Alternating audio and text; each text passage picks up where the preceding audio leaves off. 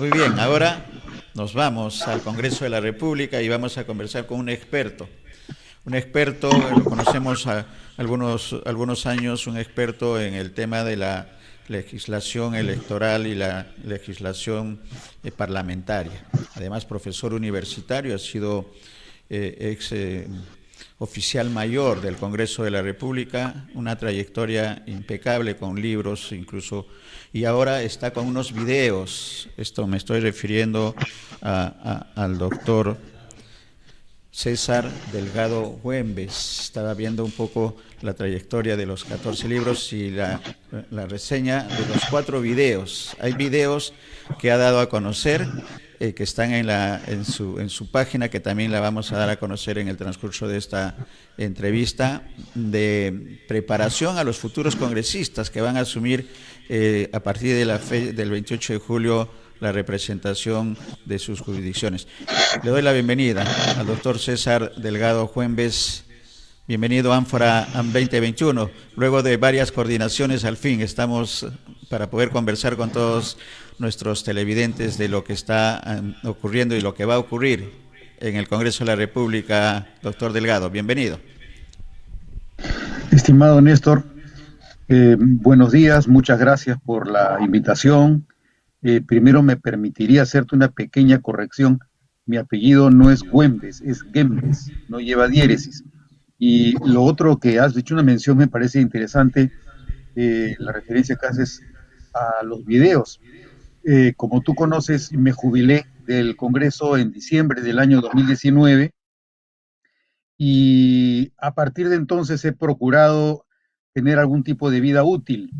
Mi vida útil se ha concentrado en el aprendizaje de medios de difusión que permitan llevar la experiencia que uno ha adquirido con los años en el Congreso, de manera que se pueda compartir de manera totalmente gratuita y que de esa forma se conozca mejor el Congreso. Entonces, es cierto que he publicado recientemente 4 videos que se dedican fundamentalmente al proceso de constitución del Congreso, de manera que los próximos congresistas tengan material con el cual orientarse. Pero en realidad, a partir de mi canal en YouTube, ya tengo colgados más de 260 videos en el curso del último año, en el que he aprendido a trabajar de esta otra manera desde la virtualidad. Entonces, lo que he hecho a partir de esos 4 videos ha sido agenciármelas para hacérselo llegar a cada uno de los 130 congresistas. Luego de un par de días, constato que lamentablemente tampoco sirve de mucho porque el nivel de acceso que tienen al material que les ofrezco gratuitamente para su propia capacitación es consultado a lo más por 3 o 4 de los 130. Eso es un mal indicador y un mal presagio para mí. Un comentario también, es válida la aclaración del apellido César, que no nos jubilamos, ¿no? A quienes tenemos pasión por nuestra profesión, la jubilación no existe y César Delgado Güemes es una demostración de ello. Vamos al tema. Vamos a dar a conocer en su momento la página para que los congresistas, porque es una preocupación, ¿no? Que tan pocos congresistas hayan accedido a una oportunidad gratuita, además de lo que significa el trabajo parlamentario, la responsabilidad que tienen con el país, más que con su agrupación política. Pero creo que está sirviendo. Yo he seguido ya el primer video, César, y creo que va a servir para los futuros, para los jóvenes, porque tiene toda la vigencia y va a tener la vigencia en tanto no se cambien alguna de las reglas. Y ahí quiero entrar al funcionamiento del Congreso actual, un Congreso que tiene muy poco periodo de gestión, pero que hay que hacer alguna evaluación y un comentario del especialista, que es César Delgado.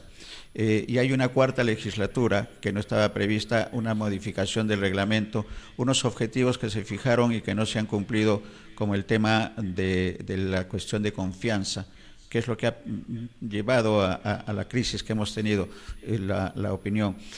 Pero queremos la opinión del experto con respecto a toda esta situación que tiene este Congreso de la República y que está medio entrampado también con algunas situaciones de cuestionamientos a la mesa directiva, especialmente a la presidenta. Un panorama complejo que espero que lo puedas tomar, César, en el tiempo que consideres. No hay ningún problema. Adelante. Néstor, mira, en principio es cierto, la crisis por la que estamos atravesando ha sido consecuencia de que operadores del sistema de gobierno no hayan sabido manejar las relaciones que el pueblo quiso que existieran entre el Congreso y el Poder Ejecutivo, como consecuencia de lo cual se inventó la categoría de la denegación fáctica que permitió o facultó al presidente de la República disolver el Congreso, a mi juicio, equivocada o inconstitucionalmente, a pesar de que el Tribunal Constitucional ha avalado ese desequilibrio de nuestro régimen político. Entonces, a partir de la elección del día 29 de enero del año 2020, los congresistas que se instalaron el día 17 de marzo del 2020 ya tenían la obligación de revisar el tremendo perjuicio político y constitucional que se había ocasionado y generado a raíz del mal uso de la facultad de disolver el Congreso. Esta obligación la han tenido pendiente, como digo, a partir del día 17 de marzo hasta el 18 de diciembre del año 2020. Era la oportunidad en la que, valiéndose del mecanismo que permite la Constitución en el artículo 206, pudieron haber reformado la Constitución de forma tal que se aclarara que estábamos ante una situación en la que el presidente de la República no puede proceder a su solo arbitrio a entender o a calificar la aprobación o el rechazo de una cuestión de confianza sin previamente haber recibido la comunicación del titular del Congreso en la que se le notifica que la cuestión de confianza ha sido aceptada o rehusada. Este proceso se llevó en efecto a cabo en el Congreso el día 30 de septiembre, pero el presidente de la República, valiéndose de la televisión, apareció en las cámaras cuando todavía estaba en proceso la votación de la cuestión de confianza y él calificó que la confianza había sido rechazada porque se había rechazado la cuestión previa presentada por la congresista Indira Wilca para que se suspendiera el proceso de elección de los magistrados del Tribunal Constitucional. Entonces, esta obligación la tenía este Congreso. Lamentablemente llegó el día 18 de diciembre y no había tramitado la reforma constitucional. Una vez que surgió el peligro el peligro que se generó en el Perú con el temor, mejor dicho, el temor que se generó en el Perú con la primera vuelta a raíz de los votos recibidos por el Partido Perú Libre, se generó el temor de que podría abusarse nuevamente de esta facultad presidencial, en razón de lo cual se previó la necesidad urgente de actuar y hacer lo que debió haberse hecho hasta el día 18 de diciembre del año 2020. Entonces, la herramienta de la que se valió este Congreso fue la reforma del reglamento del Congreso, de manera tal que la tercera y última legislatura que tenía pendiente, que vence el día 21 de julio, se dividió en dos. Estas dos legislaturas permitirían que se pudiera recurrir nuevamente a un proceso de reforma constitucional para corregir el artículo 132 de la Constitución relacionado con la cuestión de confianza. En efecto, se modificó el reglamento y luego se intentó aprobar el proyecto de reforma constitucional. Sin embargo, luego de haber sido consultado en la tercera de las 4 legislaturas, el número de votos alcanzado fue de 81. Se habría necesitado 87 votos en una primera legislatura y más de 87 votos en una segunda legislatura para que la reforma constitucional quedara aprobada. Entonces, habida cuenta que no se alcanzó la mayoría extraordinaria que califica la Constitución para poder hacer la reforma constitucional, la consecuencia es que en los actuales momentos ese proyecto de reforma constitucional está pendiente de que el Congreso tome una decisión. ¿Qué va a hacer? Se lo va a remitir al presidente de la República para que convoque a referéndum sobre la base de la aprobación realizada, o se mantendrá en el limbo esperando a que el próximo Congreso lo actualice y decida cómo tramitar esa misma iniciativa. Mientras que se producía el intento de la reforma constitucional, se ideó otro mecanismo que fue la presentación de un proyecto de ley interpretativa del artículo 132, el mismo que fue dictaminado por la Comisión de Constitución y que ha quedado consultado el día de ayer, me parece, en el Congreso, y no ha alcanzado el número de votos necesario para quedar aprobado, porque el número de votos en contra fue de 80 contra, me parece que 20 o 30 que votaron a favor. En consecuencia, la cuestión de confianza ha quedado en igual situación que la que lo recibió este Congreso el día 17 de marzo y que quedó pendiente desde el día 30 de septiembre del año 2019. Esa es la situación actual y es uno efectivamente de los temas a los que tendrá que abocarse el próximo Congreso junto con otros, como por ejemplo el tema de la irreelegibilidad de los congresistas, que ha sido aprobado mediante una reforma constitucional, incluido con el referéndum ratificatorio por el pueblo, y el otro tema también es el de la bicameralidad, que es otro de las grandes cuestiones que deberá revisar el próximo Congreso. Con eso creo que podría haberte dado un panorama, Néstor, sobre la situación crítica que mencionas en relación con el tema de la cuestión de confianza. Correcto, y de manera que hay que esperar al próximo Congreso que asume funciones el 28 de julio para ver estos dos temas que son claves, creo, en el desarrollo congresal.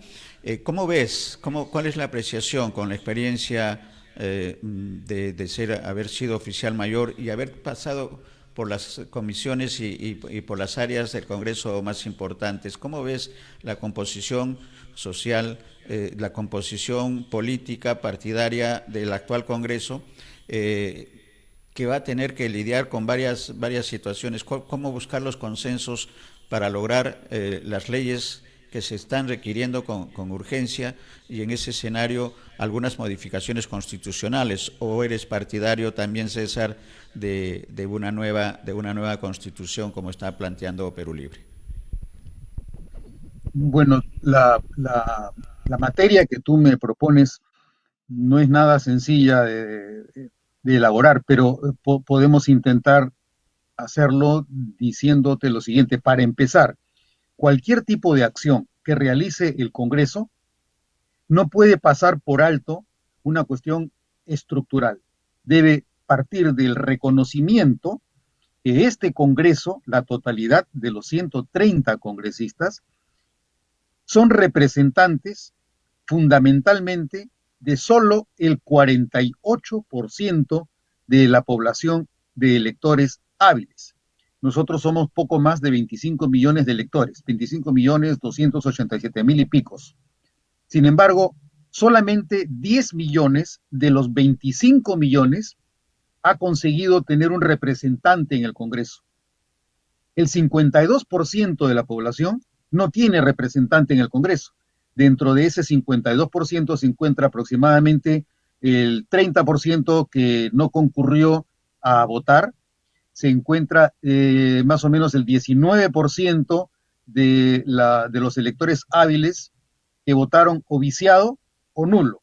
Y además se encuentra un 9% de los electores que concurrieron a votar y que no votaron ni viciado ni nulo porque tenían una opción concreta, pero este 9% no alcanzó representación porque el partido por el que votaron no pasó la valla electoral.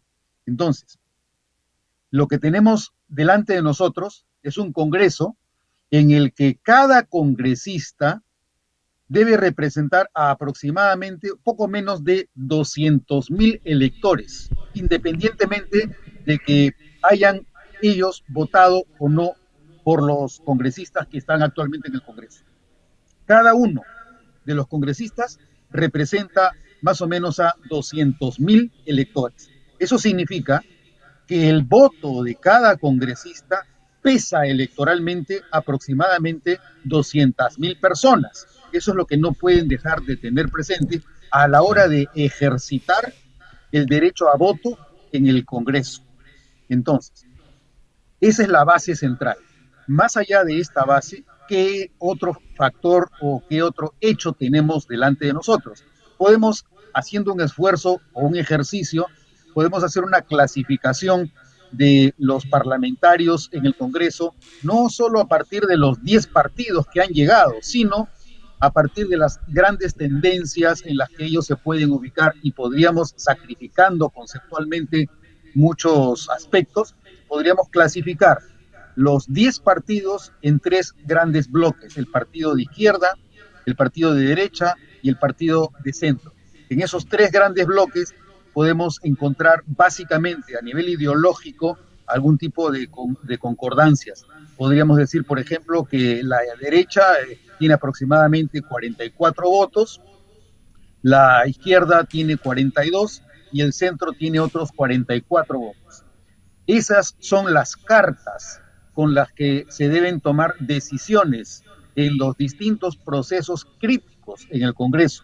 Entre los procesos críticos, por ejemplo, podemos considerar las mociones de interpelación, las mociones de censura, los intentos de vacancia que se puedan presentar, las comisiones investigadoras, en el plano del control político y en el plano de los procesos legislativos importantes que deban manejarse con estas tres grandes tendencias presentes en el Congreso serán aspectos como la aprobación de leyes orgánicas, la aprobación del presupuesto, la aprobación de reformas constitucionales y la aprobación de las insistencias respecto de las observaciones que presente el presidente de la República. Estos son los principales procesos críticos. Son procesos críticos porque tienen mayorías calificadas para aprobarse. Antes de todo esto, obviamente, existen algunos pasos previos, como será la definición de la mesa directiva, cómo se van a ubicar los diferentes grupos en la mesa directiva, cómo se van a distribuir las presidencias de comisiones, cómo van a proceder con la investidura del gabinete aproximadamente el fines del mes de agosto, cómo van a aprobar el presupuesto el mes de noviembre de este mismo año.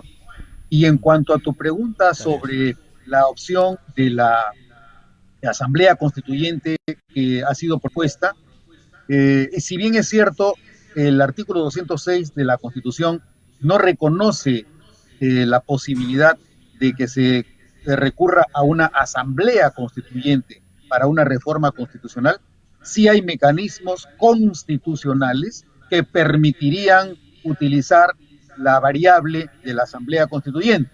Y este mecanismo supondría el utilizar el proceso de reforma constitucional para tramitar excepcionalmente una consulta respecto a una asamblea constituyente.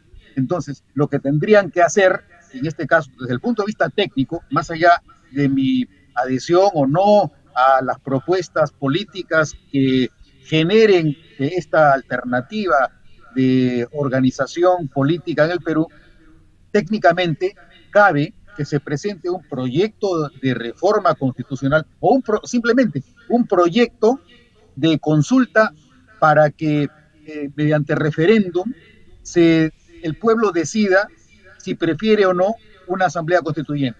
Tú presentas el proyecto y señalas en el texto del mismo proyecto que para aprobarlo debe pasarse por el procedimiento ordinario de reforma de la Constitución.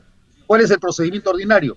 Que en primera vuelta tú consigas 66 votos. Como consecuencia de haberse logrado los 66 votos, tú debes remitir para referéndum ese texto. Y en ese texto tú dirás que la Asamblea Constituyente durará tanto tiempo, estará integrada por tantos miembros y que empezará a regir a partir de tal fecha o de tal otra, y este funcionamiento se dará en paralelo o no al actual Congreso. Entonces, si bien no se trataría de una reforma constitucional del artículo 206 propiamente dicho, sí estaría utilizándose el procedimiento regular de reforma de la Constitución Claro. para autorizar un acto constitucional. O sea, no es una reforma, pero se utiliza el proceso de reforma para autorizar un acto constitucional que tiene naturaleza constituyente. Esa sería mi respuesta, Néstor. Correcto, correcto, correcto. Y gracias por la docencia parlamentaria. Consulta. Entonces, lo que tendría que hacerse es un proyecto de consulta. Y con respecto, yo sé que la pregunta es complicada en cuanto al tiempo, pero pediría ver si puede haber un proceso de concisión en el tema del Tribunal Constitucional que se está viendo y que ha motivado algunas movilizaciones de organizaciones democráticas el día de ayer con respecto al Tribunal Constitucional, César. ¿Cuál sería la recomendación, no del ex oficial mayor del Congreso, sino del asesor? ¿Debería dejarse para el próximo Congreso que se defina el tema del Tribunal Constitucional? ¿Por qué la urgencia de que este Congreso, que ya está terminando sus funciones, decida la composición del Tribunal Constitucional? Mira, Néstor, lamentablemente me pides concisión y me haces preguntas que no son fáciles de atender. Mira, recordarás tú, en tu experiencia, que la opinión pública nunca ha sido unánime la que se elige a los magistrados del Tribunal Constitucional. Primer problema. Segundo problema, por más que hubiera una opinión pública favorable, el otro aspecto importante es cómo consigues los 87 votos de manera que salgan elegidos los magistrados. Esa es una de las razones por la que siempre resulta apremiante reemplazarlos, porque ahora tienes de los 7 magistrados, hay 6 cuyo mandato ya venció largamente hace 2 años.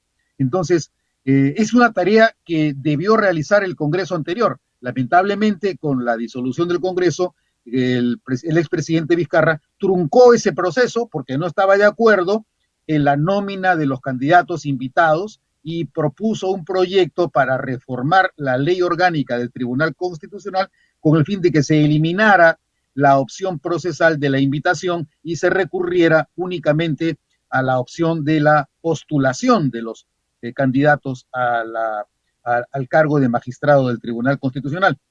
Como resultado de lo cual, la consecuencia fue que se ha aprobado ahora que los magistrados que se propongan como candidatos tengan que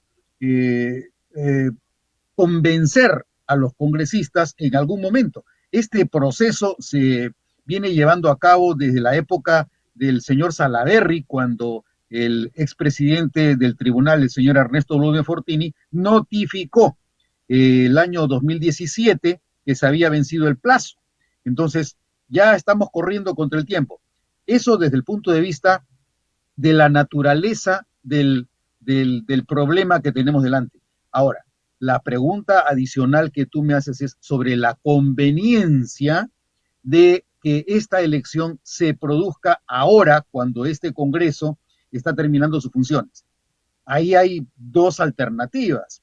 La pregunta es, ¿quiere decir que cuando los congresos están por terminar su mandato, el mandato es menos válido que cuando empezaron? ¿O siguen siendo congresistas con la misma validez de mandato hasta que el mandato concluya? La respuesta Ajá. es, ellos pueden ejercer plenamente sus funciones hasta el último de los días de la legislatura que ellos tienen a su cargo. Entonces, no pueden dejar de hacerlo, es su obligación, es una obligación de carácter funcional. Más allá de que naturalmente deba uno preguntarse sobre la conveniencia de que sea este Congreso o que sea el próximo, considerando que este Congreso está complementando de manera irregular las tareas y el mandato que se truncó con el anterior Congreso. Entonces, yo te diría lo mismo que ha ocurrido respecto de esta reforma del reglamento para crear la cuarta legislatura.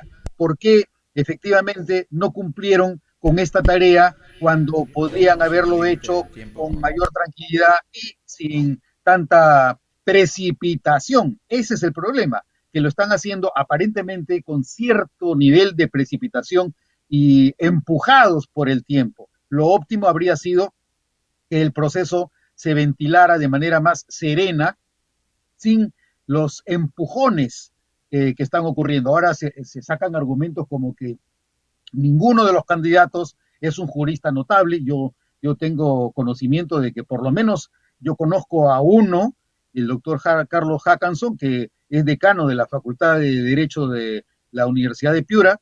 Eh, no tengo el honor de conocer a otros tantos candidatos que tengan los mismos pergaminos que tiene el doctor Carlos Hackanson. Lamentaría muchísimo que por razones de inconveniencia se desacreditara su postulación. Él ha tenido buena fe al postular, como todos los otros. Es Claro. más, yo también postulé, pero a mí me excluyeron porque no presenté los documentos legalizados digitalmente, que era lo que yo había recibido de las universidades en las cuales yo soy docente, como son la Universidad Católica y la Universidad San Martín de Porres. Entonces, me perdonas que me extienda, pero lamentablemente la pregunta daba para Sí, hacer yo una sé. explicación que no podía perdonarse. Sí, lo sabemos, César, de manera que hay tareas y decisiones en todo caso de los parlamentarios actuales. Muchas gracias, César. Quisiera que invites a nuestros televidentes, tanto en YouTube o en Facebook, el canal de televisión que entendemos es César Delgado Gembes, pero la invitación realízala tú, César, por favor.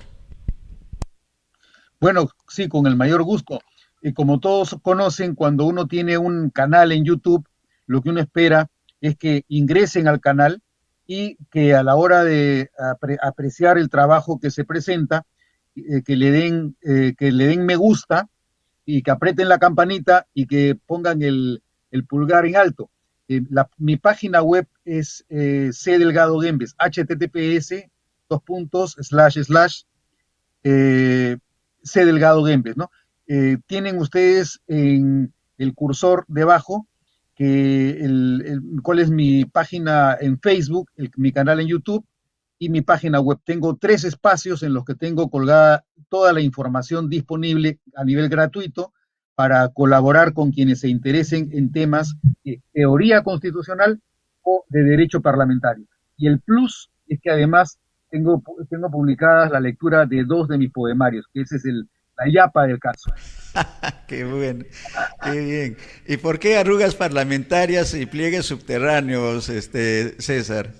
Arrugas parlamentarias Bueno, y pliegues arrugas, subterráneos. mira, arrugas es por una razón muy sencilla. Cuando tú tienes una arruga, lo primero que tienes que hacer es levantar para ver qué hay debajo.